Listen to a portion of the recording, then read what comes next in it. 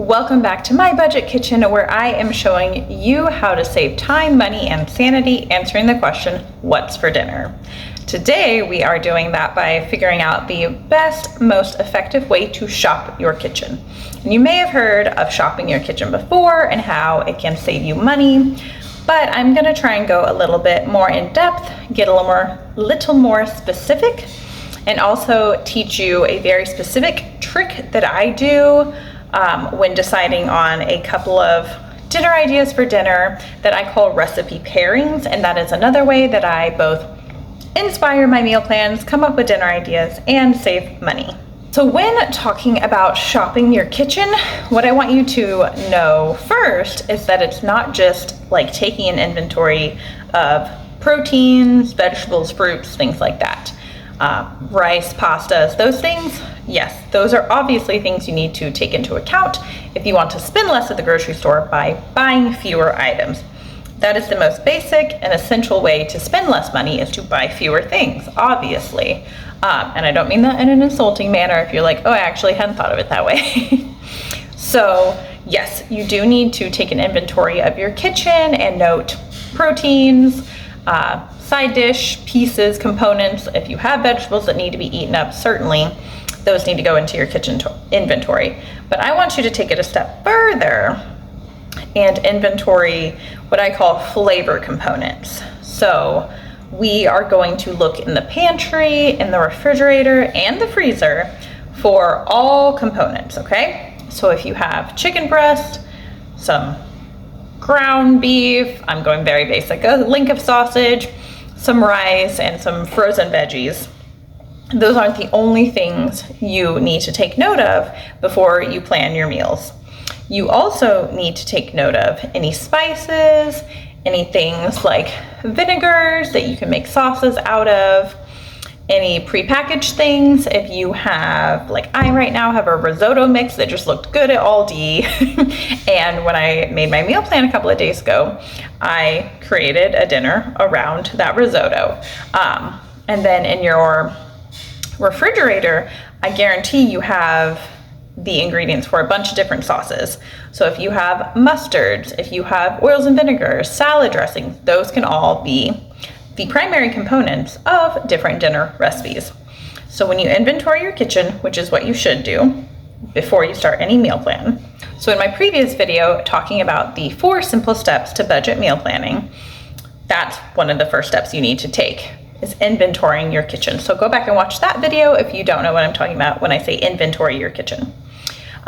But inventory your kitchen and shop your kitchen are kind of the same thing. But I gave you those 4 basic steps in that previous video, and then in this video we're going into details on how to shop your kitchen.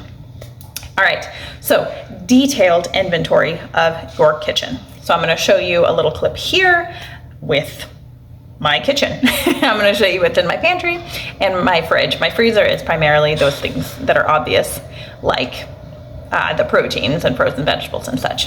But I'm going to show you those things and then come back and talk about a few of the recipes that I planned with them.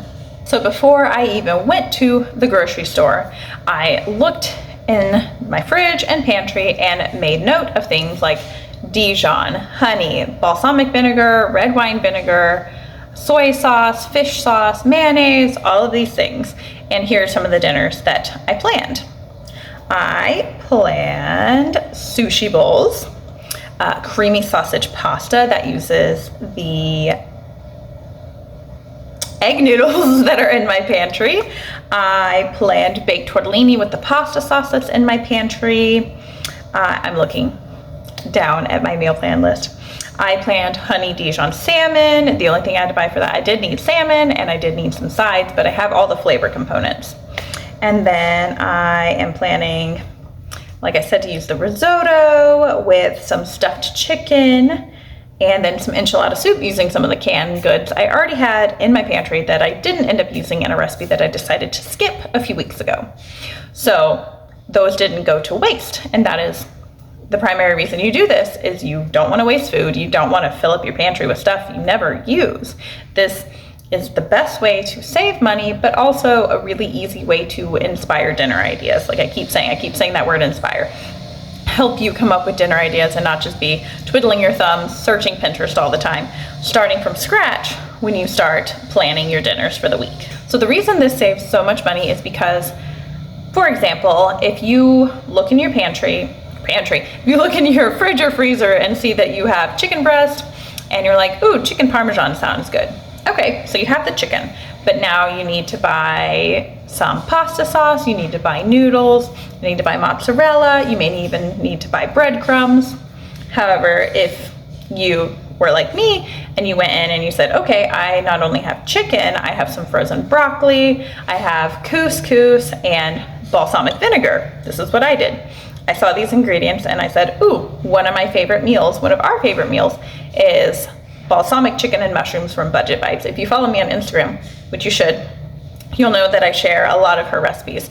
They're all really good and cheap. That's why she's called Budget Bites, and it's BYTES, like computer gigabytes.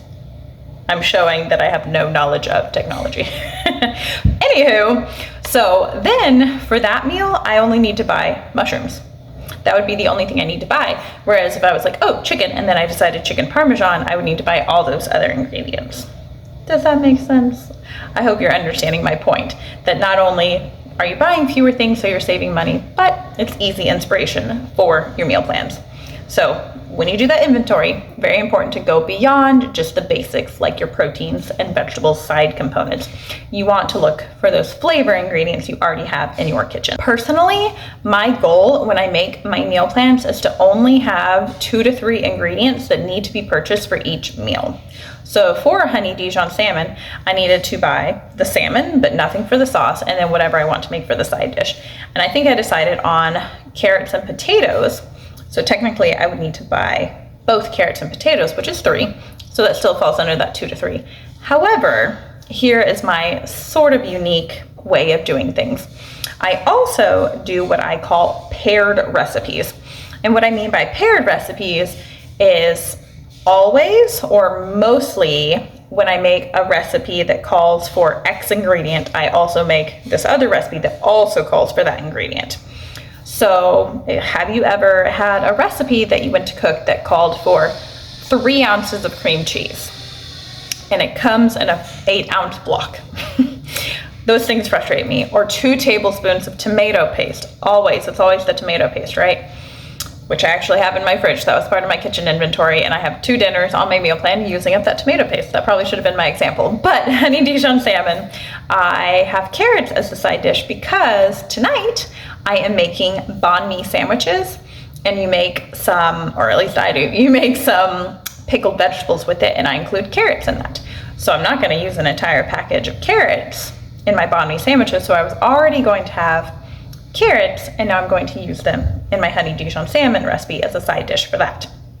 Going back to the cream cheese example, I actually did that on this meal plan too. So I actually have 6 meals that came from this technique. So I had a recipe that called for, I think, 3 ounces of cream cheese. And creamy enchilada soup calls for a little bit of cream cheese. And then I'm gonna have 5 ounces of cream cheese lying around. So then I also put on my meal plan jalapeno popper chicken casserole, which calls for about 5 ounces of cream cheese. You can kind of fluctuate it. I had tomato paste from another recipe on my last meal plan. I keep gesturing and you can't see my hands. They're just like... First I interrupted myself and then my husband and my daughter came back. So then they interrupted me. So I was giving examples of paired recipes. So for the tomato paste from, and there I go again with the hand gestures, you can't see. There we go.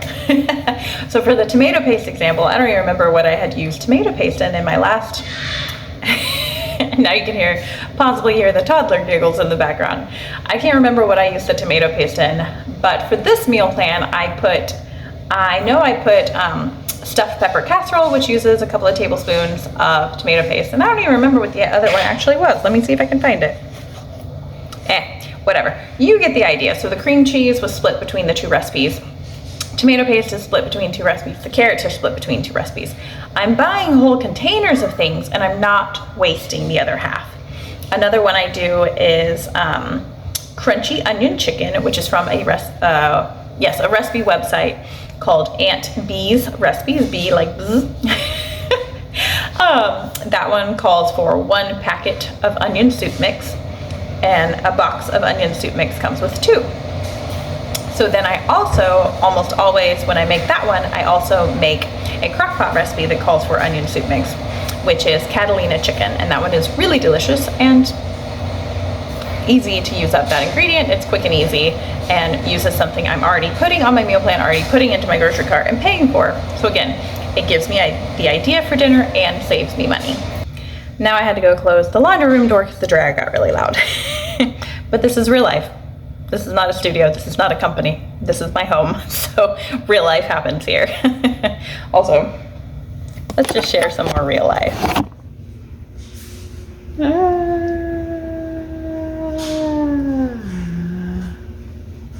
You are sitting in a cabinet right now. Anywho, so I hope all of this made sense. Drop me a comment if you don't understand something I said, or if I just garbled my words, because I do that sometimes. But what I want you to get from this is how important it is to go take a look in your kitchen, and even though it might seem tedious, it really is only going to take a couple of seconds of your time. And I forgot to say something important. I didn't even put this in my notes. The easiest way I do this is, I'll show you.